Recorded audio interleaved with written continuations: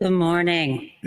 Sure looks like the girls are fighting, as AOC said yesterday. Now, I need to promise you guys that even as we talk about the utter shit show, the flame war between the world's most powerful men, Elon Musk and Donald Trump, and I probably should put a footnote and put men in quotes because they sure as hell are acting like little baby boys. But even as we launch into this, I want to promise you that this is not a distraction. It's actually really important, and we will cover other news. And remember, at the top of the hour, we at 9 a.m. Eastern are going to have, you know who it is, Ben Collins, also known as Tim Onion. And we'll explain that all to you later. So let's start where it all started. It all started yesterday in the Oval Office when Donald Trump was meeting with the Chancellor of Germany, and that is Friedrich Merz. And we'll get to that because on its own, if this flame war hadn't happened, what we saw Donald Trump do yesterday at the Oval with the German Chancellor, what he said about D-Day, which is today, was so shocking that it could have been front page news. But pretty soon, within moments, it was eclipsed by this. And so let me share this clip with you, and we will start from there. We're going to do the blow by blow by blow as they dish it out on their separate platforms. This war, this big, beautiful brawl. Let's go. We've done a great job. Elon knew that. Elon endorsed me very strongly. He actually went up and campaigned for me. I think I would have won. Susie would say I would have won Pennsylvania easily anyway, even if the governor ran, the real governor, not the governor from Minnesota, he's a sick puppy, that guy. That poor guy, I feel sorry for him. But they made a bad choice with him. But if you pick Shapiro or anybody else, I spoke to him recently about his house being set on fire, which was terrible. But if they picked him, I would have won Pennsylvania. I won it by a lot. But I'm very disappointed because Elon knew the inner workings of this bill better than almost anybody sitting here, better than you people. He knew everything about it. He had no problem with it. All of a sudden he had a problem, and he only developed the problem when he found out that we're going to have to cut the EV mandate because that's billions and billions of dollars, and it really is unfair. We want to have cars of all types. Electric, we want to have electric, but we want to have a gasoline, combustion. We want to have different. We want to have hybrids. We want to have all. We want to be able to sell everything. And when that was cut, and Congress wanted to cut it, he became a little bit different. And I can understand that. But he knew every aspect of this bill. He knew it better than almost anybody. And he never had a. Can I just pause for a second? He is going off on a riff. Donald has obviously said this. Whether he meant to answer this question and couldn't restrain himself, show any kind of emotional regulation is beside the point. He, last week, just a week ago, was in the Oval Office praising Elon Musk and Doge. Okay? And now look, let's continue. He's going to keep going and keep trashing Elon. Let's keep playing. Problem until right after he left. And if you saw the statements he made about me, which I'm sure you can get very easily, it's very fresh on tape. He said the most beautiful things about me. And he hasn't said bad about me personally, but I'm sure that'll be next. But I'm very disappointed in Elon. I've helped Elon a lot. Mr. President, I just want to clarify, did he raise any of these concerns with you privately before he raised them publicly? And this is the guy you put in charge of cutting spending. Should people not take him seriously about spending now? Are you saying this is all sour grapes? No, he worked hard and he did a good job. And I'll be honest, I think he misses the place. I think he got out there and all of a sudden he wasn't in this beautiful Oval Office, and he's got nice offices too. But there's something about this one. I was telling the Chancellor, this is where it is. People come in here, even from Germany. They come in and they walk. Okay. Let's just call time out there. So while Donald Trump was trashing Elon Musk, and listen, I have no dog in this fight. Not my monkeys, not my circus, okay? So I am not praising either of them. But while Donald Trump was literally or figuratively trashing Elon Musk in claiming that the only reason why he is saying that this bill should be killed, which is what Elon Musk has been saying the past few days. This is the big, beautiful monstrosity bill that we've talked about on this show that will kick off. Now they're saying it's more than 11 million. It might be 15 million-ish people off health insurance. This bill that is cutting and cutting and cutting into what is for the public good that helps all of us in order to give billionaires and giant corporations and hedge funds and private equity tax breaks. People who don't need it, who have basically found a way to work the system to extract as much wealth off of us. Okay, so Elon Musk is saying kill the bill, not because it extracts wealth. Donald Trump is saying and gives it to the billionaires. Donald Trump is claiming that Elon saw the whole bill, and the only reason why he's bitching about it is because he isn't getting what he wanted, which was the electric vehicle subsidies, which will cut a huge bite of, I don't know, $1 billion-ish out of the bottom line of Tesla. That is what Donald Trump is claiming. So now let's look into it.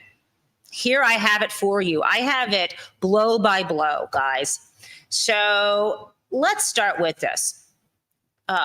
This is from the Oval Office. This is how it began.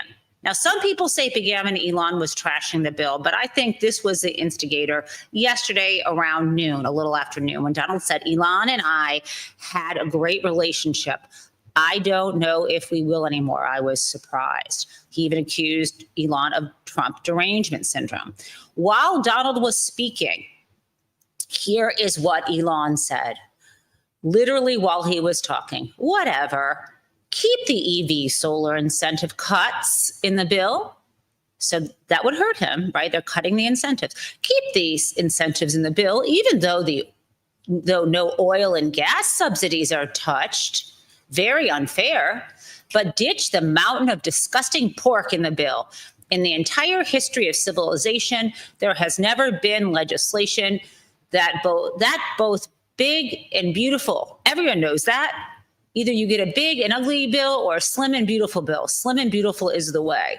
Okay, so that's what Elon said. Now, this is actually not entirely true. In fact, I'm sure he hasn't done any historical research on legislative history, but this is what Elon had to say. So, of course, there is more. This wasn't the end of it. This is while Donald was talking.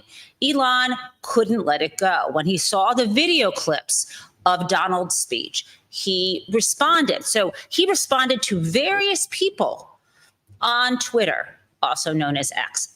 And one of the people he responded to, he quote tweets and he writes, and this was Doge designer, he quotes tweets. And, I don't know if these are real people or bots or if they're sock puppet accounts or what have you. But Elon says, after Trump said, I'm very disappointed with Elon. I've helped him a lot. He knew the inner workings of the bill better than anybody sitting here. He had no problem with it. Remember, we heard this. All of a sudden he has a problem, and he developed a problem when he found out that we're going to cut EV mandate. So that's, again, what you heard Donald say. What does Elon respond? False. This bill was never shown to me even once and was passed in the dead of night so fast that almost no one in Congress could even read it. Well, I don't know if Elon saw the final text of the bill or only got summaries, but he's right. This was passed in the dead of night and almost no one actually read it. That is a problem. Now, let's hear what happens next. In addition, someone else posted that same video. You can see Donald above. And this is when the war really begins. Elon says, without me, Trump would have lost the election. Dems would control the House, and the Republicans would be 51-49 in the Senate. And then he adds, such ingratitude. What the fuck? Is Elon here suggesting just infusing $200+ million to support the effort for Donald Trump to win the election is what made the difference? Or is he suggesting something in particular? Because I get the House, throwing money into the election and maybe the Democrats would have won the House. and maybe the Senate, but to suggest when you looked at the actual official numbers that came out, that Harris could have won the Electoral College if Musk wasn't involved, raises the question. It's like he's just poking the bear. People have always wondered, did he use Starlink or something else to mess with the election? I have always rejected that conspiracy theories, and he is just stoking it now. How ungrateful. Now, there's something else to say about this before we get to the next part of this. Elon Musk, who came to America, became a citizen here, has been trashing and tearing down our institutions. I am unable to share with you or describe with you the words that I feel, the words of contempt that I feel for this man who has done that. And yet at the same time, he is exposing the brazen quid pro quo nature of what the Citizens United decision has brought to us, right? Even if it's not, even if other people have not made it explicit, the big donors who get access, and remember, access in exchange for cash is not considered a violation of federal law, according to the Supreme Court. But quid pro quo, you do this for me, if I do this for you, something specific, is unlawful. And here we have Elon Musk suggesting, fuck you. You wouldn't have won without me. Why aren't you fucking doing what I want here? Like, don't pass this bill. And that is about as damn close as you can get to an intimation of bribery. Now, let's keep going. What happens next? Donald Trump responds, right? Here's Donald. Oh, he wasn't sitting in the Oval Office when he responded. Here he is on Truth Social. What does he say? Elon was wearing thin. I asked him to leave. I took away his EV mandate that forced everyone to buy electric cars that nobody else wanted, that he knew for months I was going to do. And he just went crazy. Okay, so let me ask you here. Why now? Why now is Donald Trump saying this? Let's assume for a second what he's saying is true. Both what Donald did and why Elon reacted the way he did. Let's just assume it. Why did Donald Trump keep this to himself, that he was negotiating some kind of quid pro quo, some kind of favorite pork for Tesla? He was going to keep it to his fucking self unless Elon raised a fuss. Donald Trump is no fucking hero. Now let's continue. What do we have next? Now things get really crazy. Elon says, he responds, someone said the Trump administration should recognize Elon's point about the budget and build a bridge with him. And they should say, we hear you, Elon. And Elon says, exactly. He's still desperate to get back in. Now, he's also feeling some sadness. Remember this? He says to Donald Trump, this is him with little axe when they pulled the Tesla up in front of the White House, and Donald Trump was shilling for Tesla. And then he's still on it. Elon is still trying to get attention. Someone called Autism Capital tries to debunk the argument that Elon just has sour grapes. Elon says, keeping the EV solar incentive cuts in the bill, keep them, he said. But why pass this bill? He's claiming that he never cared about them. And then, now Elon is pulling out the numbers. The big ugly bill will increase the deficit to 2.5 trillion. Okay, so here's where I say, why now? Why did Elon start talking about this now? Now, in fairness to him, he's claiming he had no idea this would have created this deficit. I think it's also the case that this bill creates this huge deficit, and he had such a poor showing at Doge. I think the numbers came out, according to him, it might only be that he saved, a couple hundred billion that he's claiming, not including all the losses to everyone else and to businesses and to people. And here he has this bill. Okay, let's go.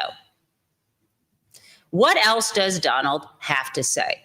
The easiest way to save money in our budget, billions and billions of dollars, is to terminate Elon's government subsidies and contracts. I was always surprised that Biden didn't do it. Okay, now Donald Trump is pulling out the big guns. It's not just that the bill isn't going to subsidize EVs. He's suggesting cutting billions of dollars from Elon Musk's businesses for his Starlink, maybe his government contracts involving what you name it. We don't even know the full amount. This is the shot across the bow that totally flips him out. Okay, so what happens next? Let's show you. Time to drop the really big bomb. Real Donald Trump is in the Epstein files. That is the real reason they have not been made public. Have a nice day, DJT. And then he adds below, mark this post for the future. The truth will come out. Holy shit, you guys. Now, we all knew that Donald Trump was good friends with Jeff Epstein. They hung out together. We have seen the footage of them dancing together at Mar-a-Lago, okay? We know this. We've also heard rumors that he's mentioned. To be in the files does not mean that Donald Trump was a pedophile. We know he is a rapist. And you may not like the word rape, sexual abuse, but the judge in that case, Judge Kaplan, said it was equivalent. I'm talking about E. Jean Carroll's first trial. And then I just want to let you know, so it shouldn't be a surprise that if he's hanging out with Jeff Epstein, who solicited women for prostitution and including raping young girls and basically trafficking them, it shouldn't surprise you that Donald Trump would have been mentioned in the files and perhaps partook. We don't know the full story. But this is a big fucking threat. What happens next? He amps it up. So first, he fires back saying, fuck you, wait till people see the Epstein files. Then Elon adds, in light of the president's statement about cancellation of my government contracts, SpaceX will be decommissioning its Dragon spacecraft immediately. Holy shit. The Dragon spacecraft is the one that's been commissioned by NASA to go up and rescue the people at the International Space Station. Now, this was good that SpaceX could do that, but what would have been better is that we invested real money, public sector money, into NASA so we could actually do that, not having this man on a whim who's angry because he didn't get what he wanted out of the budget. He's being personally insulted, letting people die. And let's remember, these astronauts in the International Space Station aren't the only people that Donald Trump and Elon Musk are killing. Remember, it was Doge, led by Elon Musk and sanctioned by Donald Trump, that was cutting off U.S. aid. Millions of people in this world are going to die because of him, and he doesn't fucking care. How did this happen in America? How did we become a lawless state? More on that soon. Okay, so how does Donald respond? I'm getting to the end, I swear to you guys. Donald responds by saying, I don't mind Elon turning against me, but he should have done so months ago. This is one of the greatest bills ever presented to Congress. It's a record cut in expenses, $1.6 trillion, and the biggest tax cut ever given.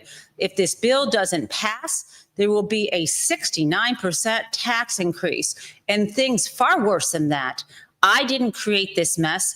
I'm just here to fix it. This puts our country on a path of greatness. Make America great again. Now, look, once again, Donald Trump is saying something that he could have said a long time ago. He is admitting that this is all about a tax cut for the rich. There's more, guys. Elon is still unhappy. In response, he is continuing to push the Epstein issue, retweeting people about things that Donald Trump said about Jeff Epstein. I've known Jeff for 15 years. Terrific guy.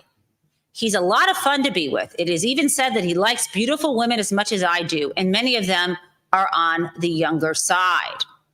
What does Donald saying there? He is admitting that he knew what was going on. And Elon continues with this. Now he puts up this video. He reshares this video of Donald Trump dancing at a party with Jeff Epstein in 1992. Again, he is pushing the weak point. And then finally, Elon says it's time to create a new political party in America that actually represents the 80% in the middle. Yes or no? And he's trying to, again, threaten Donald Trump, pulling away his supporters. And then finally, in my last slide here, you guys aren't going to fucking believe it.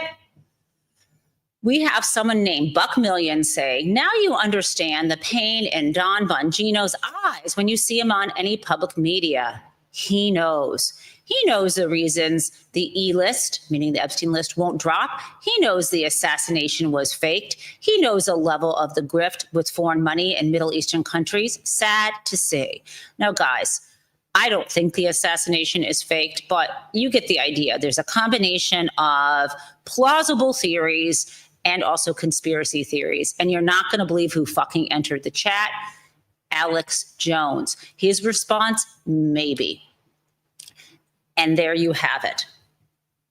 Now, I need to add a few things and also mention that there's bigger issues going on in the country than this feud, but this feud affects everything and why it's a good thing and why it's dangerous. Okay, so let's start by saying, in addition to Alex Jones entering the chat, so did Steve Bannon.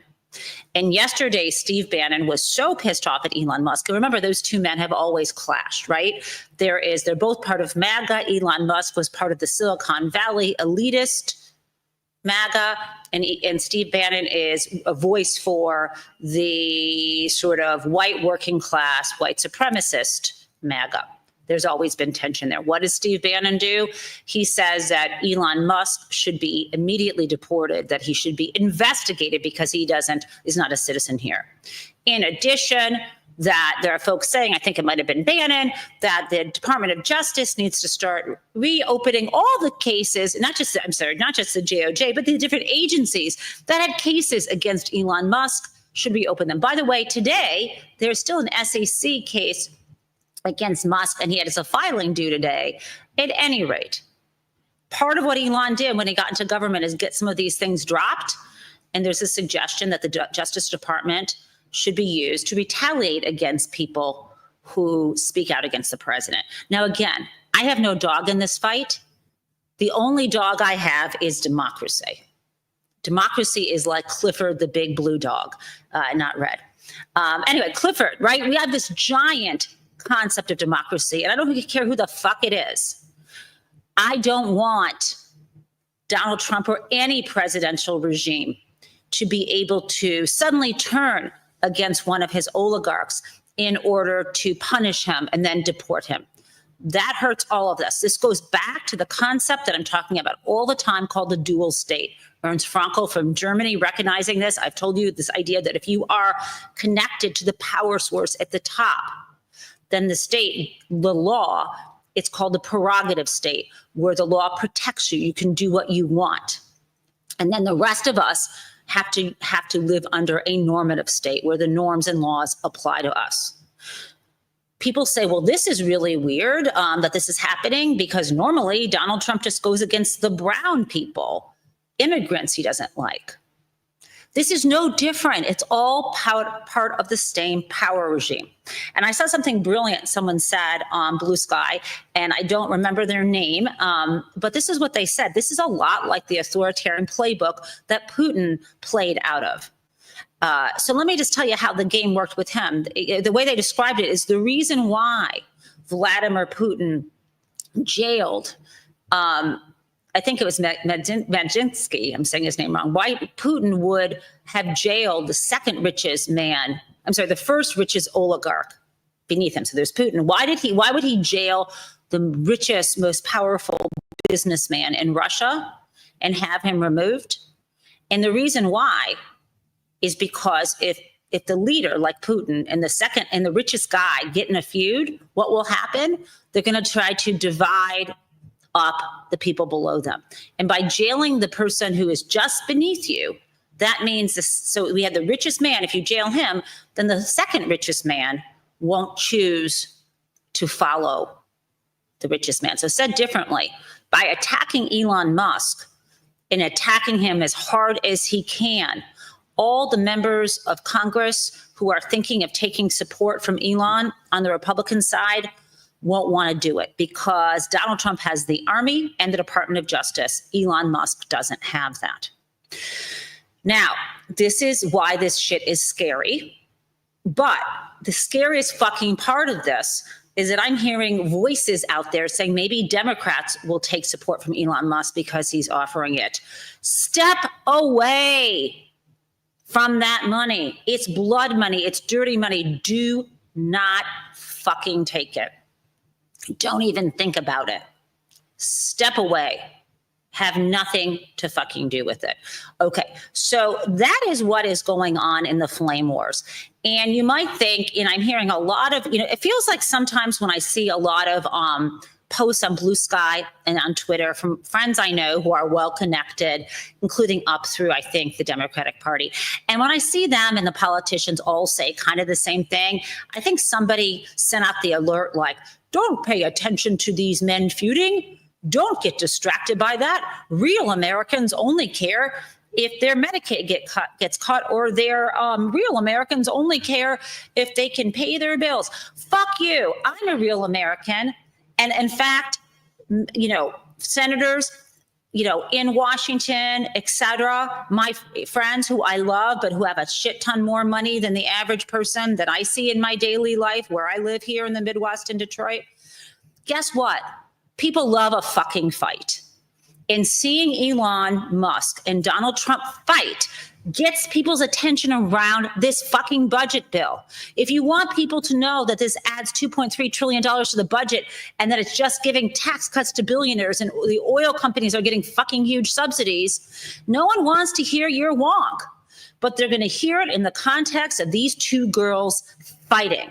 So tamp down your fucking elitist judgment. I'm sorry, I'm an elitist too. What the fuck am I saying? What I'm saying is let people say what they want to say. Follow the horse in the direction it's running, and do not shame people for loving this shit.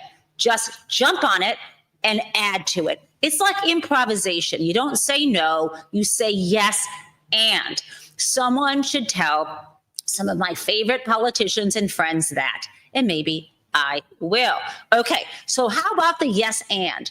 What else happened yesterday? And we are going to soon, I think it's almost 9 a.m., and we are going to soon have Ben on the show. So I'm very excited for that. Now, before we get to that, Harvard. Remember yesterday, Donald Trump was suffering an ego blow.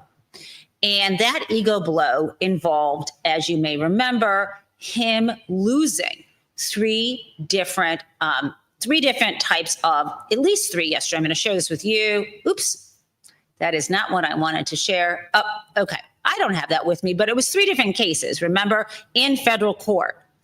And it made him really angry. It included having Judge Boasberg say, you need to give the men who are in CCOT prison in El Salvador an opportunity for due process to challenge their detentions. That was one. Another was saying, a Judge Lambert saying, you need to, it's all you need to, these orders, you need to continue providing gender affirmative care to transgender inmates in federal prison. And then Judge Andrews also saying to Donald Trump, and by the way, fuck you, you can't cut Job Corps. So after that happened 2 days ago, Donald Trump freaks out and starts issuing a variety of executive orders, including one we spoke about involving Harvard. And so what happened there? Let's look. Immediately, the judge in that case ordered a temporary restraining order. What does this mean? What this meant here is that Donald Trump set out an executive order saying Harvard could not admit any international students on certain types of visas. And so immediately, Immediately, in the whack-a-mole way, the federal court knocked that down. But this still has ramifications for students who attend Harvard or planning to attend, right? And other universities. And the reason why they won this temporary restraining order, and this is before, I think, the same judge, that they already have litigation because Donald Trump tried another way to stop Harvard from admitting students from other countries. So this is what's happening in our whack-a-mole world. Now, I see Ben is here. We're going to bring him up on stage in a moment. So I got a few more things, but I'm going to share these with some of these with Ben, because we need him right now. I don't know how to cope with so much schadenfreude. I don't know how to find anything funny anymore, because what's happening now is so fucking absurd. So let me just say, here this is. This is Ben Collins. He had a really good job. Oops, I just dropped my earpiece. Ben had a really fucking good job, and then somehow he got fired from it. And I think you're not going to believe it. It may have involved insulting Elon Musk, right? So if I just want you to go with this concept, if someone who insults Elon Musk can lose their job, boop, boop, boop, boop. Does that mean Elon Musk's call for the impeachment of Donald Trump will result in you know who getting his job, right? Is it going to be JD Vance, the other Peter Thiel puppet? I am not sure. Now, some people have asked me when this was a thumbnail earlier, who the fuck is Tim Onion? Okay, this is not Tim Onion, and I want to bring him up on the stage. Let's do it. Hi, Jen. Oh my God, it's really you. No, okay. Jesus Christ, Ben. First of all, how are you doing? Does the Onion even have advertisers anymore, or has that Real World overtaken your line of business at this point? No, we're in a good spot. Thankfully, like, we're reader supported, I will say. So right. We can piss off whoever we want, which is a very, very helpful thing for us right now. Our last issue is filled with all ads for all of Elon Musk's companies. He did not pay for them. He did not sign off on them. And you should get it in the mail. Oh my God. Okay, so I'm going to go with, I want to order the paper version of The Onion. And by the way, I am old enough that I remember when The Onion first came out. And that's, back in the day when people would have to tell people, Dad, this is The Onion. It's not real, right? So can you tell us first a little bit about why you got fired, what you used to do? Also, can you tell about Cat? I didn't want to tell you in advance. You're super hot, really cool girlfriend. Oh, I'm not supposed to say that about someone. Right, super intelligent young person running for office. I realize it hurts women when you say they're hot, but if I say you're hot too, then I think it's all okay. Oh yeah, no, of course. I mean, okay. So that would be really funny if I was like, no, she's not hot. Okay, so tell me about you in The Onion, and then about Cat, and then we'll deal with Donald Trump. Yeah, sure. So I used to be a disinformation and extremism reporter, and that dovetailed very nicely at one point with me covering the machinations of Elon Musk's takeover of Twitter.com. And you're not going to believe this, but they didn't like it when we accurately reported on Elon Musk's whole deal, his whole fucking situation. So I did that, and I had a lot of sources at Twitter at the time. And I was just, I was accurately reporting on what he was doing, which was by 2023. Is that when he took over ish? Yeah. In fact, I was holding things back. I had known that he had a ketamine problem back then, right? But that's right. For libel reasons. You just can't just be like, well, he's just on ketamine all the time. So anyways, I was holding a bunch of stuff back, but I was still, I was getting as close as I could to telling the true story of what was going on there. And boy, did he not like that. What did that look like when you say you didn't like it? I'm assuming that lawyers wrote to you. It wasn't just tweeting at you. Yeah, it's still the machinations of what exactly took place are kind of weird. But one day I woke up and I got a call from some people at NBC News where I worked, and they were like, "We got to talk about your tweets from 6 weeks ago." And I was like, "What?" So I was like, "Okay." Well, we went in and we talked about it, and they're like, "Well, we're suspending you for being mean to him." I was like, "Okay." What do you mean? How long suspending? Like a month. And so I got suspended, but it was like an inherent, implicit, immediate injustice. So I was like, all right, I'm not gonna stand for this. But I knew from that point on, I had a year left on my contract, that my my time on that peacock was up. So I spent the last year doing what I wanted to do. Basically, I kept reporting on the guy. I kept digging into it, and then I left to go. Also, in the meantime, by the way, the former head of ad sales at NBC News is a woman named Linda Yaccarino. Her. Oh, I know that name, Yaccarino. Yeah, okay. Yeah. Wait, holy shit! Wait. My dots are connecting my brain. Okay, you connect them for people. Okay, go ahead. Yeah, the former head of ad sales at NBC News was that lady. And I remember getting we had a very weird conversation with her second in command while at NBC News. Anyways, both Linda and her second in command went to go work for Elon Musk. She became the CEO of Twitter about a month or two after that suspension. So, look, I don't know. I am not. Here I am, the conspiracy theory reporter, being like, oh, it's all connected, but come on. Well, come on. It couldn't be. I'm sure he had no idea. Yes. I'm sure he had no idea when he was placing millions of dollars of ads on NBC News who was in charge. It could not even be connected. How is that possible then? Anyhow. Yeah, I have no idea, man. Anyways, so in that last year was probably the most free I was as a person, to tell the truth about what was going on, and there was a lot going on. It was a weird time, and as you know,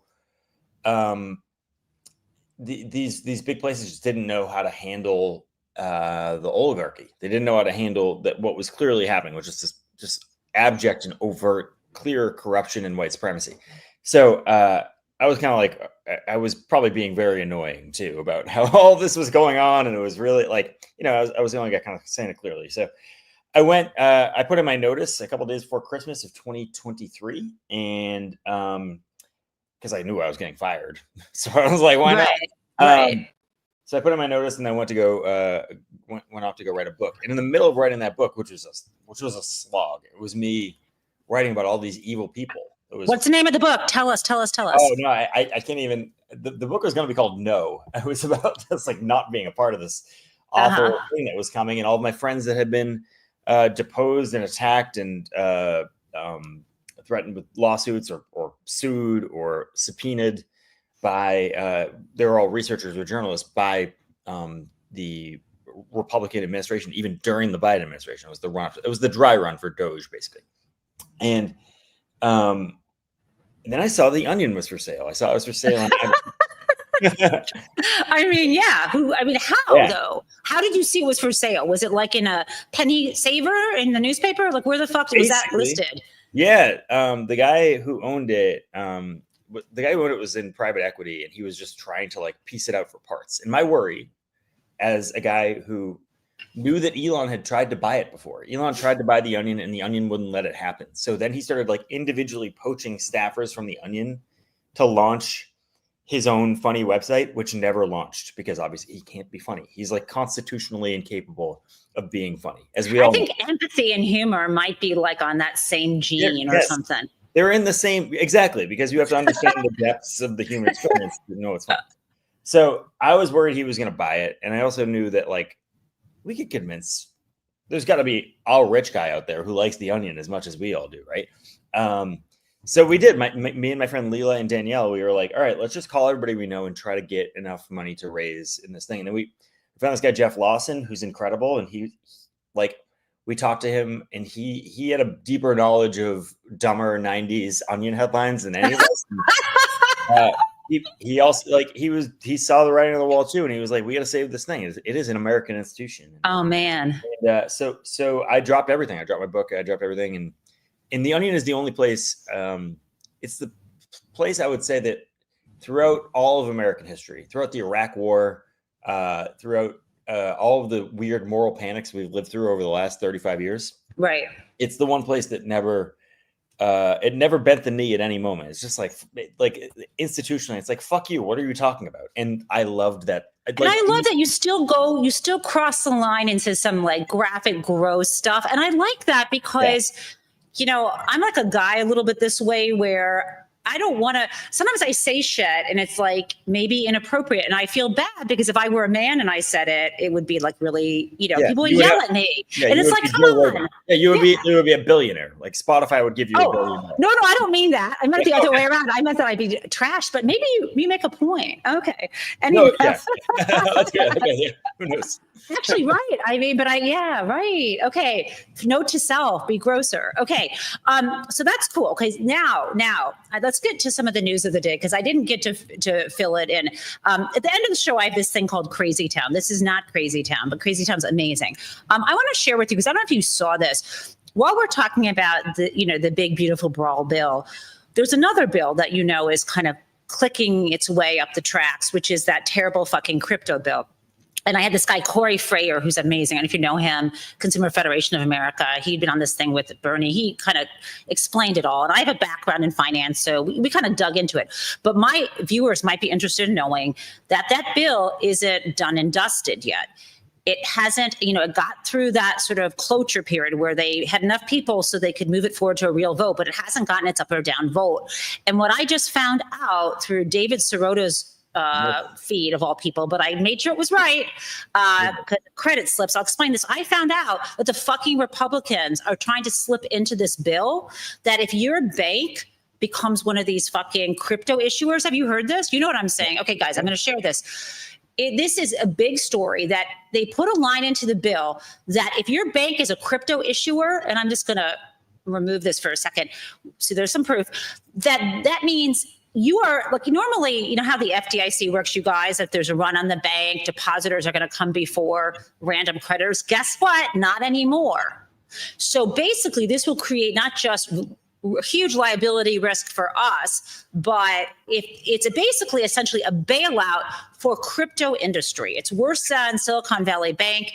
And they're probably not going to let depositors fail. It's just going to be more money to rescue the bank. So basically, this is the so-called, we're not centralized, we don't need the government, fuck, this bubble's gotten so big, they're bringing in-house to the banks, and this is bullshit, Ben. What do you think? No, that's exactly right. The whole point of the crypto industry over the last 5 years is try to make it so you could not possibly decouple the growth of crypto from the American government, right? Right. So the thing that you just put up basically makes like whatever stable coin they were trying to put, gives it supremacy to the US dollar effectively. Like yes. the whole point of this is to make it so crypto investors can't have when they get rug pulled, which they will over and over again. That's the whole point of crypto. Right. If it gets to a high enough level, and you're a bank that gets rug pulled, we just do nonstop, effectively just bank bailouts over and over again for banks taking comical risks based on securities that are based on nothing. So, and even the ones who say that it's going to be backed by treasuries, we bailed out the money market funds. Yes. Including the treasury-backed funds in the financial crisis. It was a major run. And these guys aren't even going to be regulated as well as money funds are, as you know. Go ahead, Ben. Sorry. No, that's exactly right. And the other thing is when those products failed in the past, and when the market failed in the past on these people, that's why the FDIC existed. At least it was based on businesses that made stuff. This is just nothing. This is based on nothing at all. The whole point of this is to make it so. Like I said, crypto is inherently tied into the American economy, and American taxpayers are paying for gambling. Like it makes it so basically at the end of the day, if they do get rug pulled, if these people are playing around with their money in the same way they play around on DraftKings, for some reason I have to pay for that bailout in the future. And that is so, I mean, it makes so much sense in the Trump administration. Are you gay, though? Because this is the masculine macho thing. I mean, fuck, this is it's equivalent of the tulip bubble, or there was actually an ostrich plume bubble. As if, this is such fucking bullshit. It would be like if the American economy was like, we're going to do a Beanie Baby bailout. And by the way, we're going to do it now. We're going to do it in 2025. the same. It's so stupid. Yeah. Now, one other thing, let me flash this up here for you guys. Credit slips is a place to go. At some point, I'll give you a link to this. Adam Levitin wrote this article again. It's credit slips. He's a law professor at Georgetown. He's someone who used to advise Elizabeth Warren. He's testified before Congress. You know, I'm always boasting that I have, but Adam Levitin is like that next tier. So please read that. Now, Ben, I got a couple things. So yesterday, as you know, the big news should have been about how the behavior of Donald Trump while the Chancellor of Germany visited him in the Oval Office. But instead, within moments, the shocking disrespect and idiocy got wiped away. So I want to return to that because in the first half of the show, we dealt with the flame war. So I'm going to play for you this clip of Chancellor Merz talking about D-Day. Sure. And, we'll watch it and you can respond after. June 6th, tomorrow, this is D-Day anniversary, when the Americans once ended a war in Europe. And I think this is in your hand in specific, in ours. That was not a pleasant day for you? No, that was not a pleasant. This was not a great in the day. long run, Mr. President, this was the liberation of my country from Nazi dictatorship. That's true. That's true. And we know what we owe you. But this is the reason why I'm saying that. Ben? Is he getting confused? Is he getting V-Day and D-Day confused? Like, or is he just he's just a moron? Why am I trying to like? Well, I tried to unpack it. 2 a.m, I woke up going, what is his logic, right? And I think it's the idea Germany, in his mind, Germany lost the war. So, of course, Germans would have been upset about being defeated. But he's like, this wasn't the Germany we wanted. It had been taken over by fascists. My country was liberated. Like, it doesn't dawn on him, I think, is what's going on.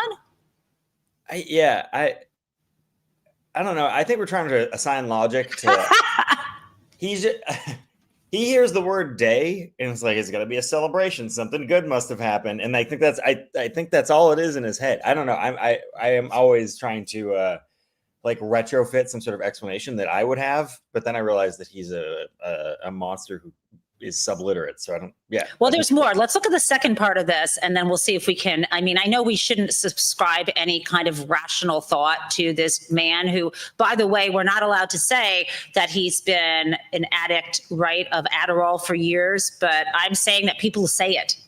Ben, big men come up to me with tears in their eyes saying that Donald Trump shits his diaper and is an Adderall addict, and I don't know what to do about it. I made you laugh. Back in the day, I'm such a historian on this. I don't know. Everyone saw the foreign, what is it, like the foreign Benadryl in his desk and everything. I don't know. Look it up. I know. I'll look it up. This is crazy shit. Okay, here we go. And then also the doctor, the Candyman, Ronnie Johnson, who's now, or Jackson, whatever the fuck, who's now in the Senate or something. Okay, here's this other part. Mr. President? Okay. Is Germany doing enough on defense, Mr. President? Is Germany doing enough on defense? What? Defense spending. Is Germany doing enough on defense? The Chancellor wants to. Is Germany doing enough on Chancellor wants to defense? spend 3.5. Well, I don't know. I haven't discussed it very much. I know that you're spending more money on defense now, and quite a bit more money, and that's a positive thing. I'm not sure that General MacArthur would have said it's positive. He wouldn't like it, but I sort of think it's good. You understand what I mean by that? I understand. He made a statement: never let Germany rearm. I don't even know what to say on that. Do you have any thoughts about what is going on in the mind of Merz and any other world leader as Donald Trump speaks? Yeah, I think he is living in like the first world order. And also the other thing is he might just be at that age where he's just like conflating like 8 different kinds of Germany that we've lived through, that he's lived through. He just doesn't know what he's doing. He just doesn't know. It's bad. It's bad. Okay, before I do Crazy Town, I want to ask you. I saw one point like there are a lot of people who want to work for the Onion, and it's like impossible to get a job there. So, what do you recommend for people who who are just wise asses all the time and want to express that, like my friend Nell Min, I don't know if you know her. She's Do you know Nell Minow? She's a fabulous, like half corporate governance, half movie reviewer. And she's a dear friend of mine. At one point she said, I think this is something she repeats, that she had a teacher saying, Nell Minow, do you think you can make a living being not wise ass, but being, a smart aleck? And she thought, oh, can I? And apparently she has. So what are your suggestions for people? Because I mean, The Onion is kind of, end all be all, but not everyone who has a talent who you might hire under normal circumstances will get a job. So what do you suggest to young writers or misanthropes, et cetera, for their future? I mean, being funny is the best job trait or skill that you can have. It'll help you get jobs. It'll help you move through life. It'll also help you like express yourself and understand the world better. Mm-hmm.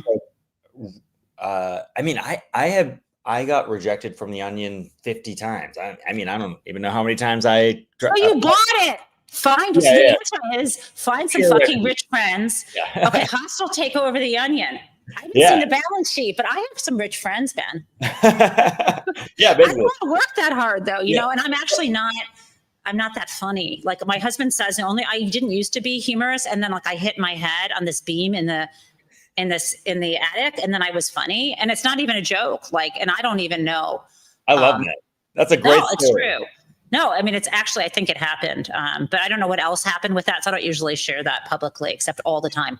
Okay, so we're gonna do Crazy Town, and we'll see how this goes. There's music that goes with it. There's jazz hands. Oh wait, fuck! I forgot. Tell me about Cat. Oh, Cat Abu has a longer name, but I like to call her Abu. Who is Cat? Why is she going to kill it in Illinois? And where is she running? Let's do some unpaid, like just promotion of her right now. This is great. Yeah, absolutely. She's running in the Illinois 9th district. So from Andersonville all the way out to Skokie and Algonquin in Chicago and Evanston as well. She is a breath of fresh air, in my opinion. She says what we're all thinking. There she is. There she is. Her, as you see, her catchphrase there is, "What if we didn't suck?" It is. She wants housing and healthcare and groceries to be attainable for every single living American, and I think that is a good baseline of living. Yes. We've talked about this a lot in our house, and basically, like the path to dignity in the United States is too hard. Yes. And we should make it a lot easier for everybody to do that. And we shouldn't be spending quite literally billions of dollars to create databases of data on every American by just giving Palantir and peer-to-peer contracts. We shouldn't be spending even more than that, maybe up to $1 trillion on actual space lasers that probably will not work with Elon Musk contracts. Thankfully, that just might not be a thing anymore. Who knows? As of yesterday. But like her whole thing is like, let's actually spend money on the people down the street and the people who need it. I love that. And she did something really cool. Well, first of all, when you say dignity, I think Sherrod Brown, and he is my platonic ideal of a senator. Love him. And this idea of dignity, it's embedded. It's in also what AOC expresses every time she's attacked for having been a bartender. Like I thought work was conferred dignity. Something I saw that Kat was doing is when she sets fundraising goals. Am I right on this? Yep. And if she exceeds the fundraising goal, she buys stuff for people to come in and get, things like toiletries or food or what have you, which is like fucking amazing. Am I getting that right? No, that's right. It's actually even better than that. She does it before all that. The entrance fee to her first campaign event was period products and pads and tampons, and like not money. The thing that got you in and got you a drink ticket was that, right? So and every day her office is open to anybody to come in and get. If you're unhoused and you need socks or you need a t-shirt or you need a meal, you can just go to her campaign office and she will give you one. It is like, it's community building, and they're trying to build that up, the whole thing. And I think, like, to me, in the meantime, we both agree with. I agree with her about this completely. We can't just wait until 2026 because things are going to get precipitously worse before that. Right. We're going to stop being able to access diapers and food, or if they can barely afford rent, they can't afford furniture. How do we get them that sort of stuff? Like basic, easy things like this that the Republican Party is just going to laugh at and scoff at as they continue to, like play around with their crypto money. Right. Regular people are not going to be able to afford food. So Democrats can step in and they can go and feed people. They can go. And also the community building. The idea is it's not top down. We're a hub. I love this idea of building hubs That's what we want to do, I think. Also, she's 26, and there are so Isn't many, that a little young for you, Ben? Yeah, I know. It's very problematic. Isn't that what the internet says? I don't know. Yeah, I'm sure it is. Yeah, but like, Okay. there are kids that go to her events that have never participated in politics before, and very frequently they lived through the pandemic. Like, they were in college during the pandemic, and they got out and they're like, "This is like the 4th time I've gone to a bar." Like, they are experiencing politics through the lens of, basically like being social for the first time. And do you know how great that is? That I they love are it. spending their 20s doing beach cleanups and helping people get food and clothes on their back, and also they're meeting their best friends and doing it. This is actually how you build a coalition in a world like that. And she's smarter than me. And if I was running for Congress, I'd just be like, Elon Musk sucks shit, and I hate him, and I'll do whatever I can to get him out of Right. But she's actually building.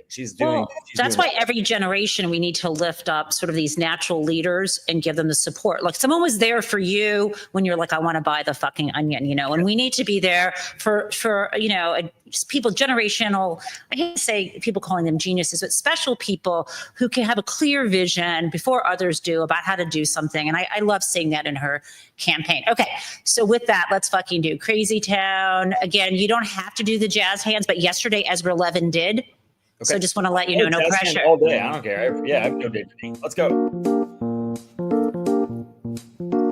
Okay, I can't kind of do a chair dance, but I tried. Okay. Crazy Town comes yesterday from the Senate, where we had crazy Howard Lutnick talk about ruining a reputation. Speaking before, I think it was Madeline Dean.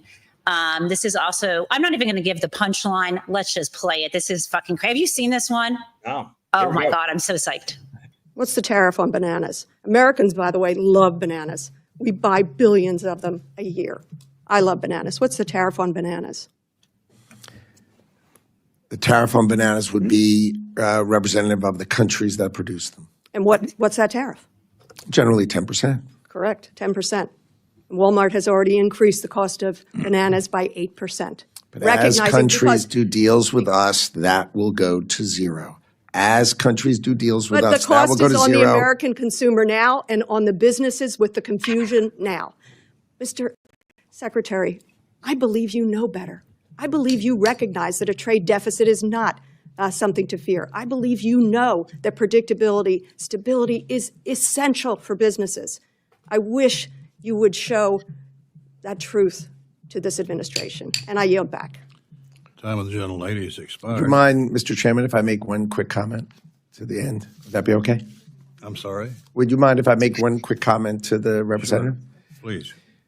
There's no uncertainty if you build in America and you produce your product in America, there will be no tariff. We can't so produce the concept bananas in of America. building in America and paying no tariff is very, very clear. We cannot Fighting build for bananas in America. That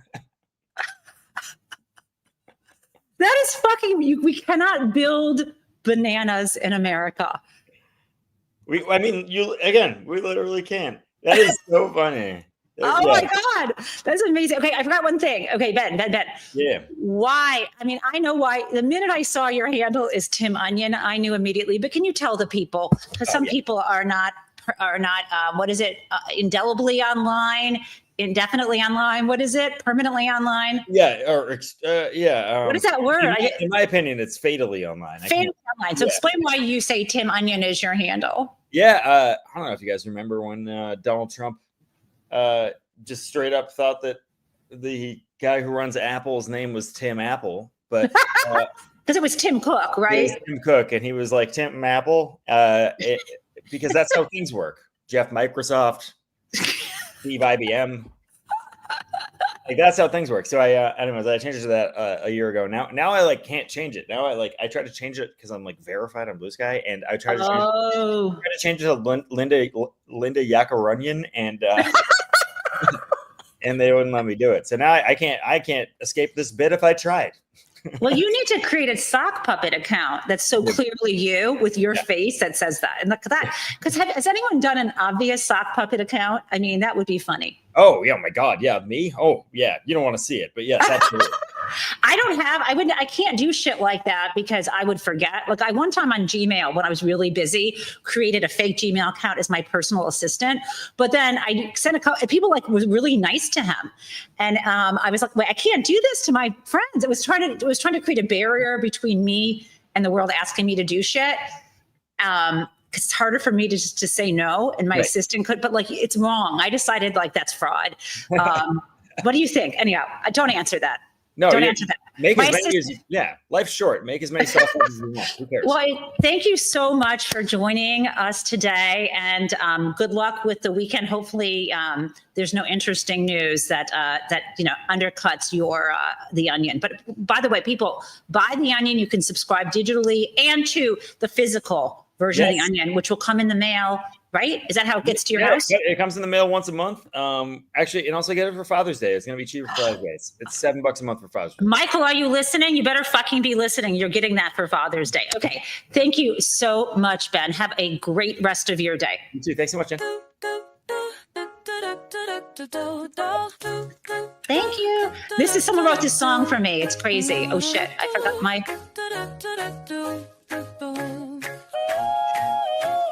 Hello, prison mates. It's the Jen Taub Show. Well, welcome everyone. Let's learn about what is happening in politics yesterday and today. There was hope, and we are together in this democracy we work for. How about the gentle lady? To the Jen Taub Show. Mr. Clyde?